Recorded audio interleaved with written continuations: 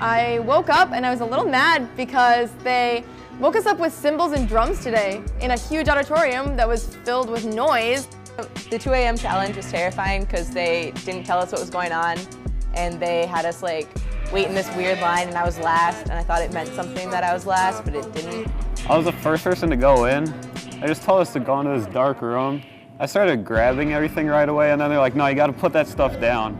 So apparently it was a memorization test, but I didn't memorize anything. There's like a bunch of items laying all over, and I instantly knew what I was supposed to do. I started memorizing that right there, man. There was this huge line inside of it, and they told us to just stay on the line. And on both sides of the line, there was just a bunch of items scattered, and then there was somebody in the corner of the room, counting down, telling how much time you had. Just without even trying, I was checking objects around me, and that paid off unknowingly when I got out of the room. I was doing killers on this line. I was running back and forth in this line. It was 2 a.m. in the morning, and my muscles were cramping up. So I went to the door, and they handed me a piece of paper and a pencil and said, write down everything you saw in there. You have 30 seconds. And I'm just like, really, you're gonna do that to me? For my highs, I was very proud because I ate 10 wings. I was so close to eating all 12, but by the 10th one, my 10th one had so much sauce on it, I was just about to tap out. The other high was freaking Andreas. Man, I love him. My heart goes out to him. And he freaking downed those wings in 2 minutes and 40 seconds. God damn. Essentially, Mr. Gao placed a $10 bet that I wouldn't beat him in the Blazing Challenge, and I did. I got like 2 minutes, 40 seconds, and he lost by 30 seconds compared to me, so take that, Mr. Gao. Andreas got like all 12 in 2 minutes and 40 seconds, I think it was, or something like that. Yeah, it was 2 minutes, 40 seconds. That was. That's okay. He needed a little bit of spice in his personality, though, so I gave it to him. Mitch Berg. He only finished like 5 of his wings. I got 2 wings down, and on the 3rd wing, I started, literally I couldn't feel my mouth. So I was just like, okay, I'm done. I dodged for the milk, and I was like, okay, I'm done. Molly, 2 goddamn wings. What the hell was she thinking? The low was I really sucked at the Blazing Challenge. I got like 1 wing in. One goddamn wing. I had some unanswered questions answered for myself. I've had a lot of doubts about my capacity to eat 12 wings under 6 minutes. And I've had doubts about a lot of things, like how could jet fuel melt steel beams, and things like that. And it was good to be able to prove myself right in this case. A bit disappointed in myself for the challenge during lunch, the mini challenge, because I took a long time to spin around the bat. But I was a little bit proud of my puzzle. I mean, I was doing okay, I was at a good pace, but I still think I could have done better.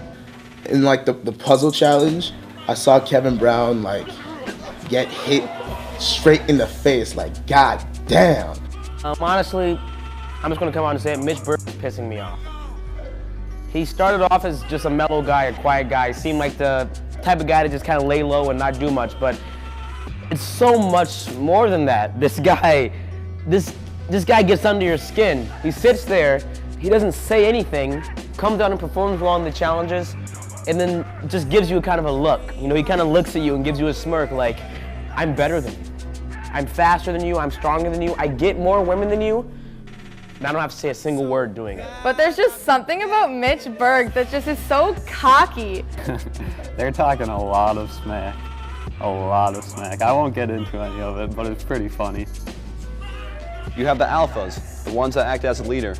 You have the betas, the followers that follow the alpha. And then you have the omegas. The omegas essentially are just the lone wolves of the game.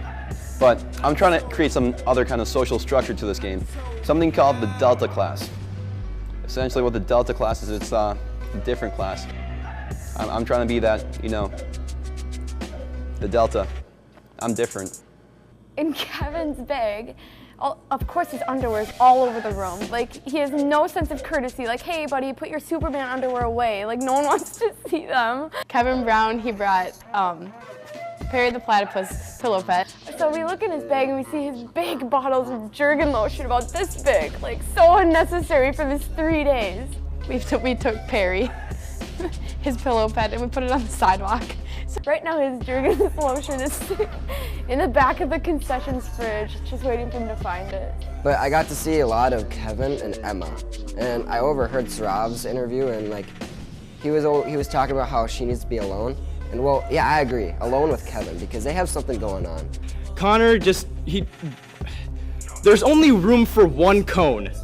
There's only room for one cone in this competition, and that is me. You don't come with your purple cone and start going, oh, I know what I'm doing. Oh, I know what I can do. No, there's only room for one cone in this competition, all right? And that's me.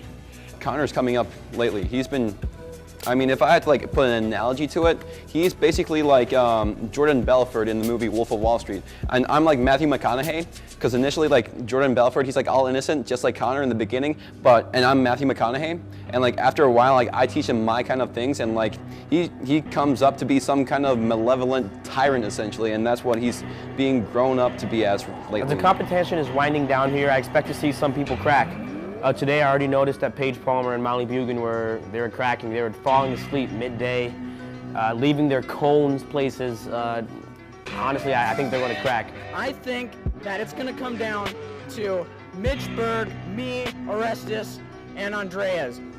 I don't know. There's only one way to find out what's going to end up happening, and that's just to let things play out. The underdogs will start to like rise. I'm sorry, Andreas. I'm going to have to take you out if I have to, man. Something's gonna happen and they're just gonna like shoot back up, and Molly might end up in first. I mean, who knows? And I also hope to see more donations coming in. We have a goal of 6,000 set. Right now we're at about 4,300, so hope to see more donations coming in. We got about 3 days left. People need to donate. Bring money.